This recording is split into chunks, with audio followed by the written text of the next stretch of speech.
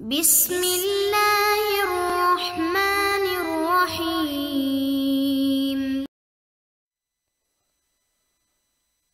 اعوذ باللہ من الشیطان اللعین الرجیم۔ بسم اللہ الرحمن الرحیم۔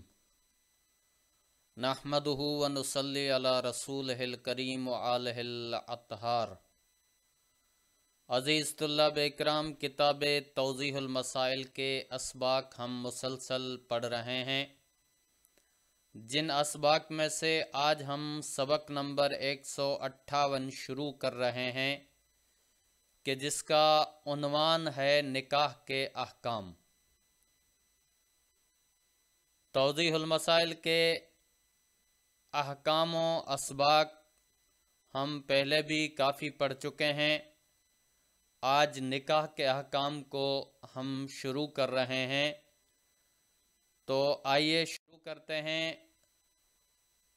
وہ صورتیں جن میں مرد یا عورت نکاح فسخ کر سکتے ہیں۔ مسئلہ نمبر 2345، یعنی اس مسئلے میں بیان یہ کرنا چاہتے ہیں کہ اگر مرد اور عورت کا نکاح ہو جائے، اس کے بعد وہ نکاح کو مرد چاہے یا عورت چاہے کچھ صورتوں میں ختم کر سکتے ہیں بغیر کسی طلاق کے۔ تو وہ صورتیں کچھ ہیں جن کو ہم آگے تفصیل کے ساتھ بیان کرتے ہیں۔ اگر نکاح کے بعد مرد کو پتہ چلے کہ عورت میں نکاح کے وقت مندر جزیل 6 عیوب میں سے کوئی عیب موجود تھا، تو اس کی وجہ سے نکاح فسخ کر سکتا ہے۔ یعنی اگر نکاح ہو گیا، اس کے بعد مرد کو پتہ چلا کہ عورت میں نکاح کے وقت کچھ عیب موجود تھے، جو عیب انہوں نے یہاں پہ 6 عیب گنوائے ہیں۔ ان 6 عیبوں میں سے اگر کوئی بھی عیب موجود ہے تو اس صورت میں مرد اس نکاح کو فسخ کر سکتا ہے۔ تو وہ کون سی 6 چیزیں ہیں، 6 عیوب ہیں جن کی وجہ سے نکاح کو فسخ کیا جا سکتا ہے؟ سب سے پہلا ہے دیوانگی۔ دیوانگی کا مطلب یہ ہے کہ پاگل پن۔ اگر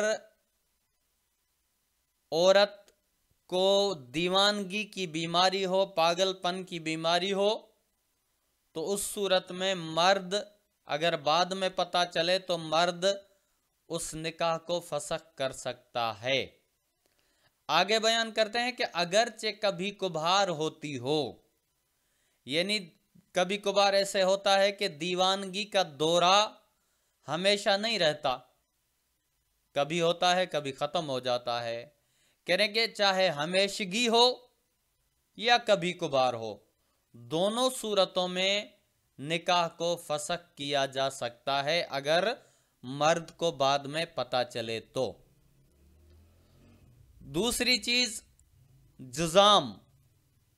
جذام ایک بیماری ہے کہ جس کی وجہ سے یہ موروثی نہیں بلکہ یہ پھیلنے والی بیماری ہے، اس وجہ سے یہ دوسروں کو بھی لگنے کا خطرہ ہوتا ہے۔ اس وجہ سے جذام جو ہے، اگر بعد میں مرد کو پتہ چلے کہ اس عورت کو جذام کی بیماری تھی، تو اس صورت میں بھی اس نکاح کو فسخ کر سکتا ہے۔ تیسری صورت جس صورت میں نکاح کو فسخ کیا جا سکتا ہے وہ ہے برس کی بیماری، یعنی جو سفید داغ پڑ جاتے ہیں انسان کے جسم پر، اگر یہ بیماری بھی ہو تو اس صورت میں بھی مرد جو ہے وہ اس نکاح کو فسخ کر سکتا ہے۔ چوتھی چیز اندھا پن، یعنی اگر کسی کو نکاح کے بعد میں پتہ چلے کہ اس کی بیوی مثلاً اندھی ہے، اسے پہلے نہیں بتایا گیا تھا، تو اس صورت میں بھی مرد جو ہے وہ اس نکاح کو فسخ کرنے کا حق رکھتا ہے۔ پانچویں چیز اپاہج ہونا۔ اپاہج یعنی معذور ہونا یا لنگڑا پن، یہ جو چیزیں ہوتی ہیں، کہتے ہیں کہ اس صورت میں بھی نکاح کو فسخ کیا جا سکتا ہے۔ البتہ کبھی کبھار اپاہج ہونا جو ہے وہ بہت زیادہ ہوتا ہے، کبھی کبھار کم ہوتا ہے۔ بہت زیادہ کبھی کبھار اتنا ہوتا ہے کہ وہ زمین پر اپاہج انسان جو ہے وہ زمین پر گھسیٹ کے چلتا ہے، بیٹھ بیٹھ کر چلتا ہے، کھڑا ہو ہی نہیں سکتا۔ یہاں پہ انہوں نے آگے کہا ہے کہ اگرچہ زمین پر نہ گھسٹتی ہو، یعنی اگر وہ عورت زمین پر گھسیٹ کے نہیں چلتی، کھڑی بھی ہو جاتی ہے، لیکن اپاہج ہے، تو اس صورت میں بھی اس کا نکاح جو ہے وہ مرد کو حق ہے کہ اس کو نکاح کو فسخ کر سکتا ہے۔ یہ 5 چیزیں ہو گئی۔ اب آ جاتے ہیں چھٹی چیز۔ چھٹی چیز بچہ دانی میں گوشت یا ہڈی ہو، کیونکہ اگر بچہ دانی میں گوشت ہو یا ہڈی ہو تو اس صورت میں وہ عورت سب سے پہلی بات تو یہ کہ وہ ماں نہیں بن سکے گی۔ کیوں؟ اس وجہ سے کہ بچہ دانی جس میں بچہ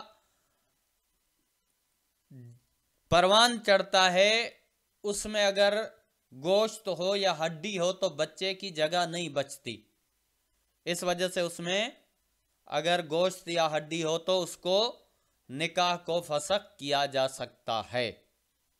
البتہ اس کی تفصیل انہوں نے بیان کی ہے کہ خواہ جماع اور حمل کے لیے مانع ہو یا نہ ہو، یعنی وہ گوشت کا ہونا، وہ ہڈی کا ہونا، چاہے جماع کے لیے یا حمل کے لیے مانع ہو، تب بھی نکاح کو فسخ کیا جا سکتا ہے۔ کہہ رہے ہیں کہ اگر وہ مانع نہ ہو تب بھی نکاح کو فسخ کیا جا سکتا ہے، یعنی دونوں صورتوں میں، چاہے مانع حمل ہو، مانع جمع ہو یا نہ ہو، دونوں صورتوں میں نکاح فسخ ہو سکتا ہے۔ اور اگر مرد کو نکاح کے بعد پتہ چلے کہ عورت نکاح کے وقت افضا ہو چکی تھی،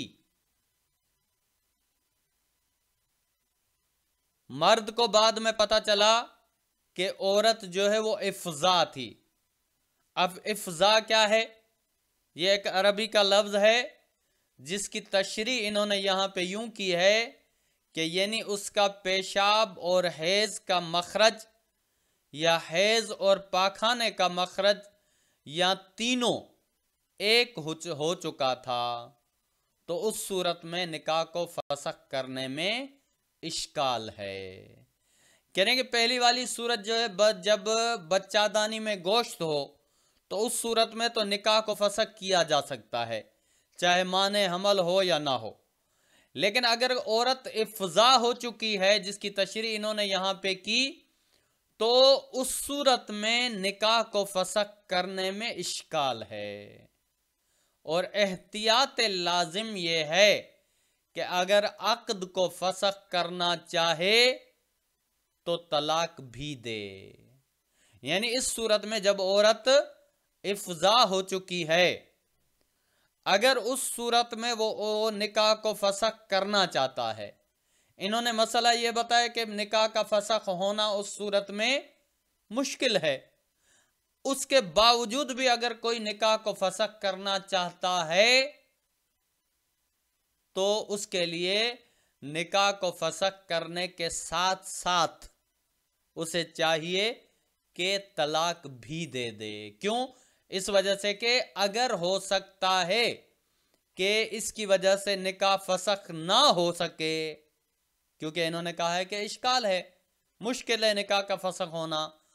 اگر نکاح فسخ ہو سکتا ہے نہ ہوا ہو تو اس صورت میں طلاق بھی دے دے گا تو وہ عورت مکمل طور پر اس سے آزاد ہو جائے گی۔ اس وجہ سے اس نکاح کے فسخ کرنے کے بعد، عقد کے فسخ کرنے کے بعد اسے چاہیے کہ اس کو طلاق بھی دے دے۔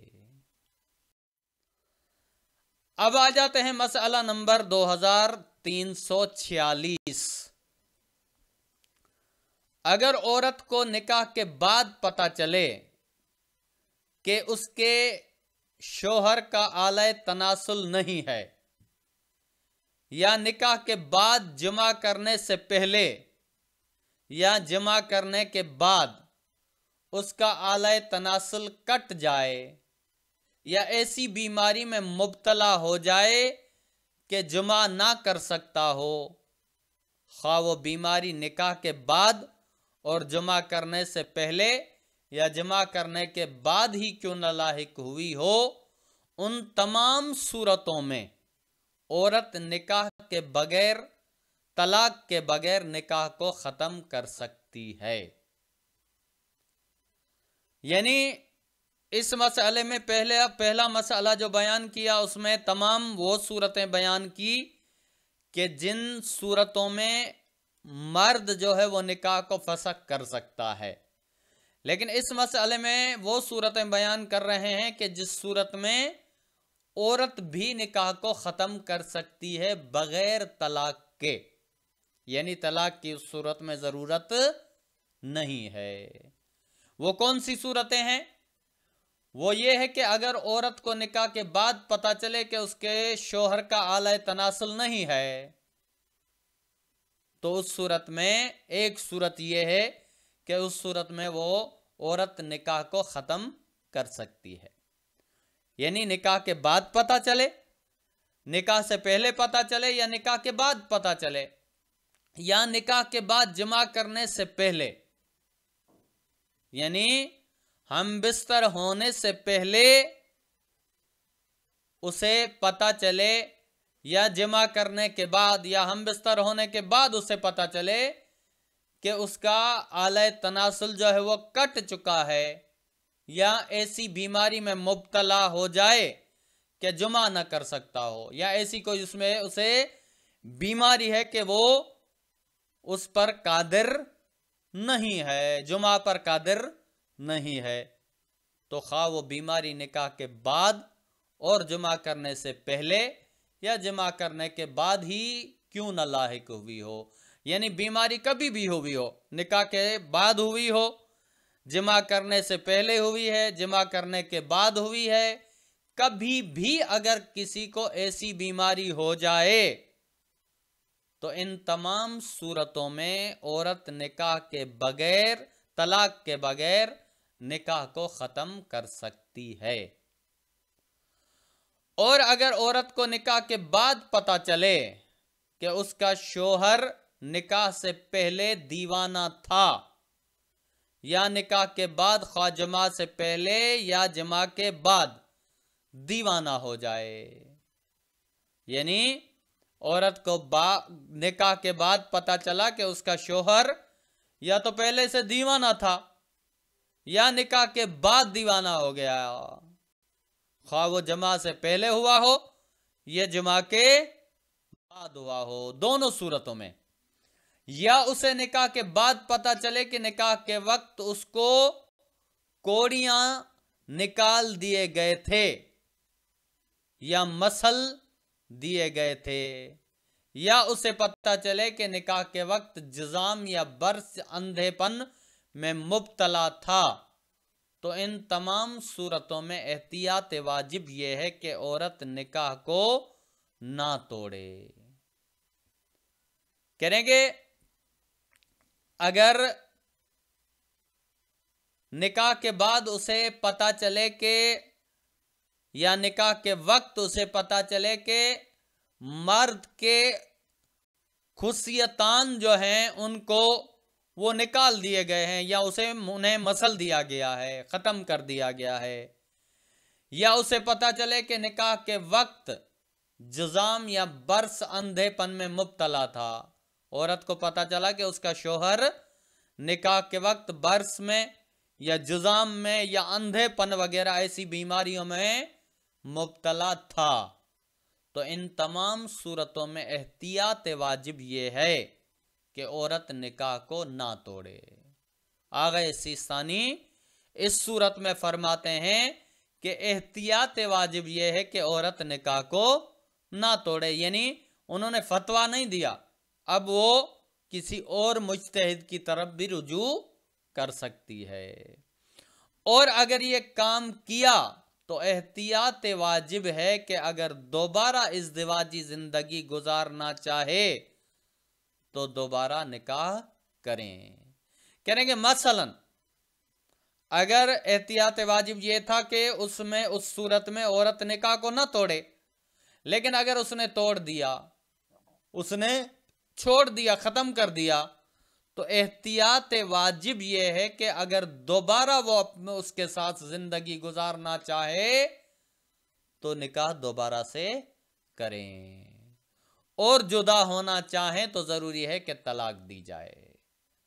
यानी दोनों सूरतों में अगर उसने तोड़ दिया है और तोड़ने के बाद वो दोबारा साथ रहना चाहते हैं तो निकाह करना चाहिए। अगर तोड़ा है और उसे बिल्कुल छोड़ना चाहती है तो उस सूरत में उन्हें चाहिए कि तलाक पढ़ के फिर अलग हों। लेकिन इस सूरत में कि उसका शोहर जुमा ना कर सकता हो और औरत निकाह को ख़त्म करना चाहे तो उस पर लाजिम है कि पहले हाकिम शरा या उसके वकील से रुजू करे। यानी अगर शोहर, औरत का शोहर जो है वो निकाह जुमा पे कादिर नहीं है तो उस सूरत में निकाह को ख़त्म करना अगर चाहती है वो औरत, तो उसके लिए लाजिम है कि हाकिम शरा के साथ या हाकिम शरा के वकील के साथ रुजू करे, और हाकिम शरा उसे 1 साल की मोहलत देगा। लिहाजा अगर इस दौरान वो उस औरत या किसी दूसरी औरत से जमा ना कर सके तो उसके बाद औरत निकाह को ख़त्म कर सकती है। यानी हाकिम शरा या उसके वकील से रुजू करेगी वो औरत, हाकिम शरा उसके शोहर से को बुला कर कहेगा और उसके बाद उसे 1 साल की मोहलत देगा। मोहलत देने के बाद अगर वो 1 साल के दौरान उसी औरत के साथ या किसी और औरत के साथ जुमा पर कादिर हो गया तो निकाह ख़त्म नहीं होगा, और अगर वो जुमा पर कादिर ना हो सके तो उसके बाद औरत निकाह को ख़त्म कर सकती है। वसल्लल्लाहु अलैहि व आलिहि वसल्लम।